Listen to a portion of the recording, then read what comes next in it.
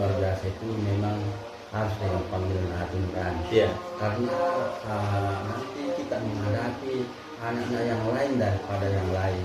Iya. Pada umumnya.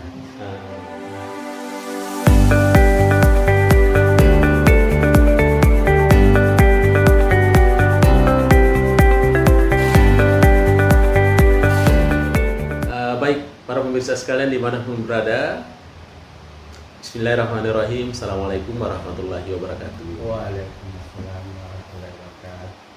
Alhamdulillahirrabbilalamin. Tentunya kita mensyukuri nikmat Allah Subhanahu wa taala karena kita diberikan lagi kekuatan baik secara lahir maupun secara batin ya, sehingga kita lagi tentunya melakukan aktivitas yang merupakan target keseharian kita.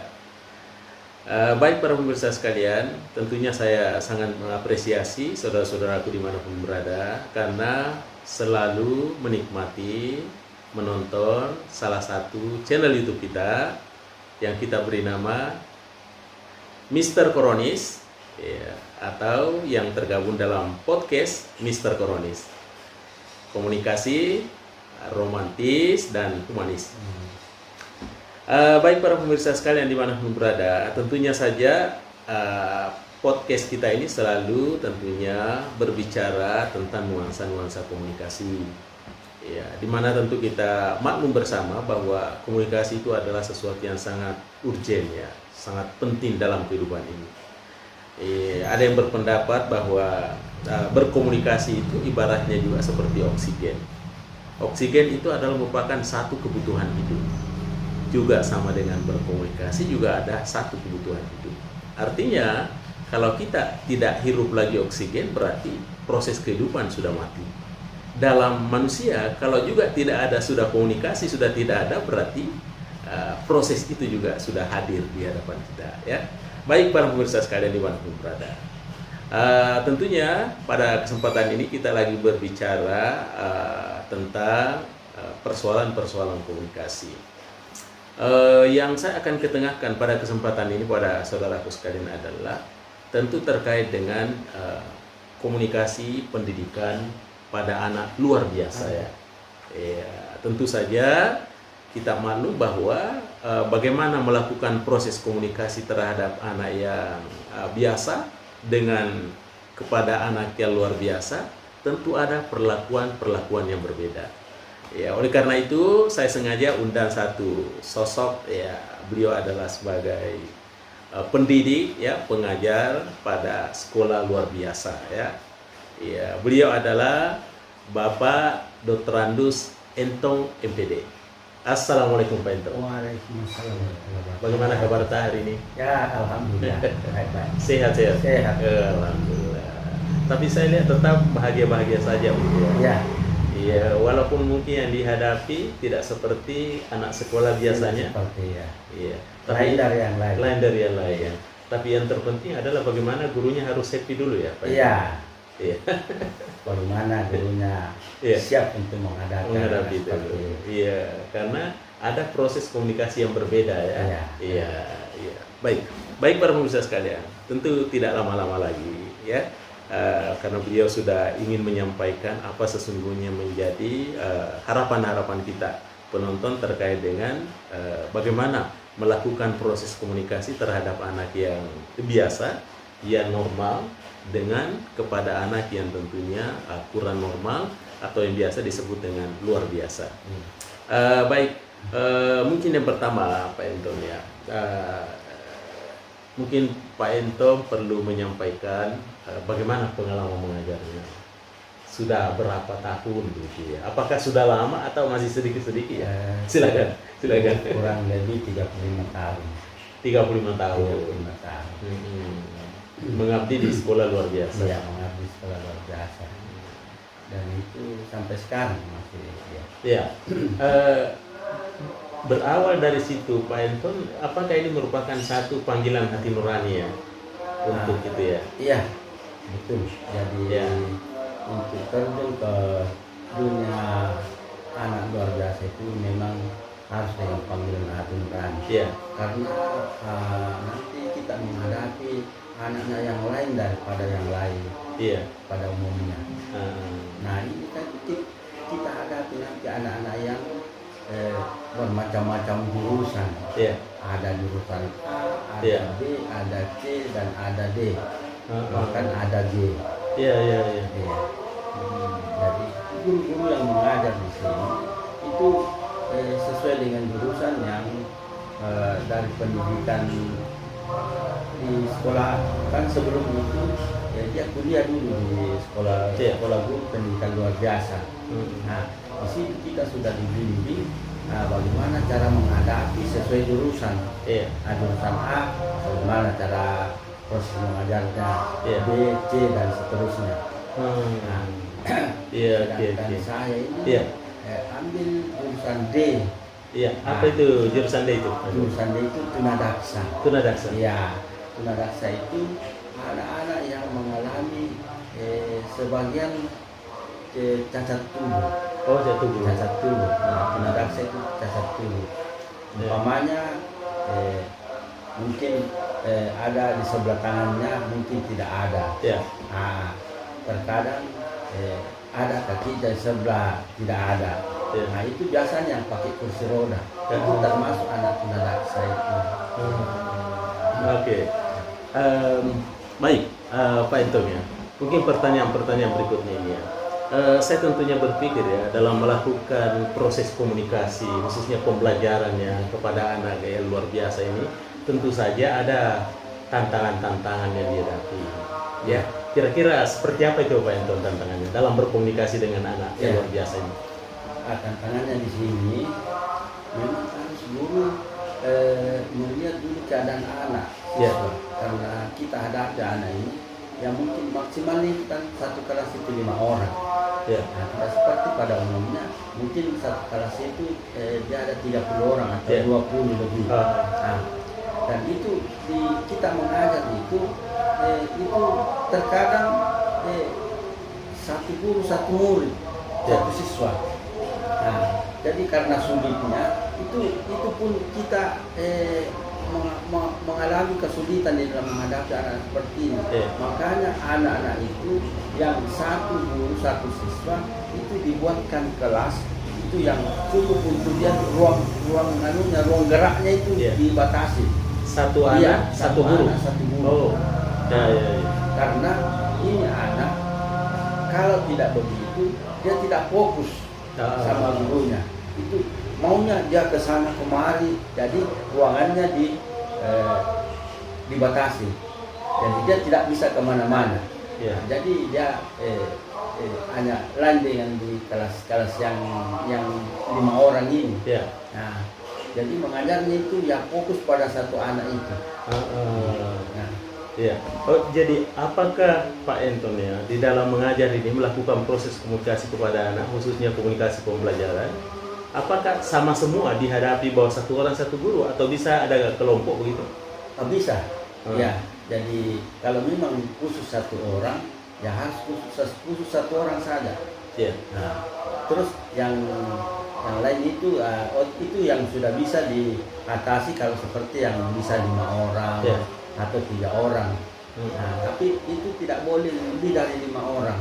Oh, enggak boleh. Ya, maksimal 5 orang. Itu aturannya. Aturannya. Ya. Jadi ini kalau yang bisa dihadapi yang secara umum ini yang 5 orang, Ya. itu diajar satu-satu. Jadi kadang kita sementara mengajar, Ya. nah, siswa itu ada yang perhatikan, ada yang main. Jadi itu sudah itu kita arahkan dulu yang main-main ini supaya dia punya perhatian pada gurunya, sama-sama perhatian ke sini hadapan gurunya. Nah, itu kalaupun tidak bisa anak-anak seperti ini, makanya guru menghadapi satu-satu. Ya. Jadi diarahkan satu-satu anak. Selesai itu baru yang satu lagi. Sudah yang satu lagi. Itu cara menghadapi tantangannya di situ. Oke, tantangannya gitu ya. Oke, Pak Entong. Kemudian kira-kira pertanyaan selanjutnya.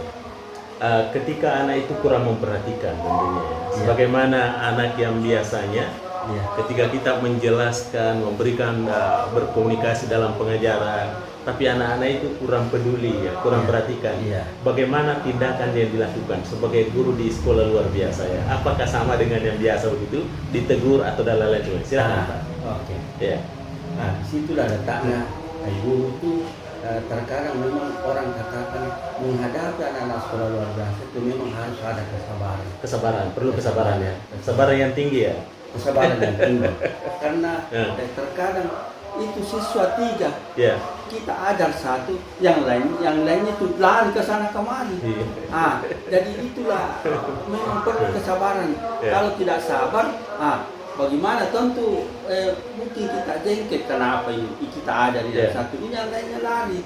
Jadi memang betul-betul perlu kesabaran. Iya. Jadi kalau sementara kita ajar yang lainnya, ya kita arahkan bagaimana dia bisa sama dengan yang lainnya. Bagaimana cara membujuknya itu Pak Anton ya? Tentunya mungkin ada trik-triknya begitu ya. Nah, iya. Jadi memang dengan hati yang Iya. kasih sayang, kasih sayang. Karena kalau tidak dengan kasih sayang, maka anak itu makin tidak peduli. Tidak peduli. Oh. Dengan adanya kasih sayang, Ya. mungkin dia mau Iya. kita kalau dibujuk dengan penuh kasih sayang. Iya. Kemudian selanjutnya, Iya. tadi kan kita bicara mengenai tantangannya Iya. ya. Tapi setelah tantangan itu tentu ada kesulitan-kesulitan. Tentu kesulitan itu kemudian ada kebahagiaan ya. Ya kira-kira kapan rasa-rasa bahagia itu kita rasakan saat mengajar itu? Iya. Ya. Jadi tadi seperti kita Iya. hadapi satu orang, sementara yang lain mau main-main. Ya. Kita arahkan bagaimana dia bisa betul-betul memperhatikan. Iya. Apalagi kalau kita sementara mengajar di papan, dia mau perhatikan di situ letak kebahagiaan seorang guru. Ya. Karena artinya mau mengikuti Apa yang kita sampaikan? apa yang kita sampaikan bersamaan. Nah. Biasanya itu pada Iya. umumnya kita ajar satu, yang lainnya lari ke sana Lari ke sana. kemari. Iya, disitulah tantangannya. Jadi seorang guru Iya. betul-betul merasa puas bila mana anak-anak itu kita arahkan betul-betul mau bersatu. Iya. Disitulah letak kepuasan. Wah, ini. Dan Iya. memang perlu kesabaran. Kesabaran ya. Iya. Baik para pemirsa sekalian ya, tentu saja karena waktu kita terbatas tentunya membahas masalah-masalah ini karena kita disekat oleh waktu. Mungkin pertanyaan terakhir ya, Pak Iya. Anton ya. Apa yang menjadi harapan-harapan kita ini mungkin terhadap orang tua atau terhadap pihak institusi pendidikan sekolah luar biasa Iya. atau pihak guru umpama, silakan. Iya. Iya, saya beri waktu 1 menit Pak, silakan. Jadi Ya. memang seorang guru Ya. terkadang bertanya-tanya, Ya. anak ini apakah memang sudah begini, dia perlakuannya memang begini, Ya. atau memang bagaimana ya. Jadi seorang guru itu harus kerjasama, sering ada pertemuan terhadap orang tua siswa. Jadi seperti anak yang memang tidak bisa artinya tidak bisa tenang di Ya. dalam belajar itu, Ya. apakah kita selalu komunikasi dengan orang tua siswa, menanyakan apakah anaknya memang begini di rumah atau bagaimana. Jadi kadang kita memang harus komunikasi terus dengan orang tua siswa. Jadi seperti apa yang kita hadapi, Ya. itu mungkin sesuai dengan memang anak ini begitulah di luar sekolah. Ya. Luar sekolah. Iya. Baik, para pemirsa sekalian dimanapun berada, tidak terasa waktu kita ini sudah jalan kurang lebih 15 menit ya. Tentunya saja para pemirsa sekalian, kita sudah mendengarkan penuturan beliau terkait dengan bagaimana proses komunikasi yang terjadi pada anak-anak yang berkebutuhan khusus ya, atau di sekolah luar biasa. Tentu beliau tadi sudah urai bagaimana tantangannya, tapi di balik tantangan itu ada juga kepuasan-kepuasan tersendiri ya. Sebagaimana yang disampaikan oleh beliau, bahwa anak normal saja kadang-kala kita mengajar dia tidak perhatikan, apalagi ini anak yang berkebutuhan khusus, perlu ya dibujuk sedemikian rupa sehingga tentunya memperhatikan apa yang kita sampaikan. Rupanya disitulah letak kepuasan dan kebahagiaan beliau ketika anak-anak itu menjadi penurut. Baik para pemirsa sekalian, saya kira ini menarik sekali ya, proses komunikasi yang terjadi dalam dunia pendidikan, khususnya pada anak yang luar biasa tentunya. Ini tentunya mudah-mudahan menjadi inspirasi kita semua. Terakhir yang beliau sampaikan bahwa harapannya itu agar ada segitiga yang harus mewujudkan sebuah kerjasama yang baik. Yang pertama adalah bagaimana guru mengajar dengan baik kepada siswa. Yang kedua adalah bagaimana lingkungan sekolah atau fasilitas yang disiapkan oleh sekolah. Dan yang ketiga adalah pihak orang tua ya, harus tetap membangun interaksi, membangun komunikasi dengan pihak institusi atau maupun pihak gurunya. Sehingga harapan-harapan ke depan kita khususnya dalam dunia pendidikan luar biasa tentunya tetap meningkat ya, sesuai dengan harapan kita. Baik para pemirsa sekalian dimanapun berada, terima kasih atas segala atensinya sudah menonton channel YouTube kita yang terkait dengan podcast pada hari ini, Mr. Koronis, komunikasi romantis dan humanis. Baik para pemirsa sekalian dimanapun berada, terima kasih atas segala atensinya. Terima kasih kepada Bapak Entong ya yang sudah hadir di studio ya. Ya, insya Allah mudah-mudahan sehat semua. Pak Entong sehat, saya sehat. Insya Allah kita ketemu di lain waktu lagi. Insya Allah. Ya. Baik para pemirsa sekalian, demikian saya sampaikan. Terima kasih. Mr. Koronis mengundurkan diri. Assalamualaikum warahmatullahi wabarakatuh.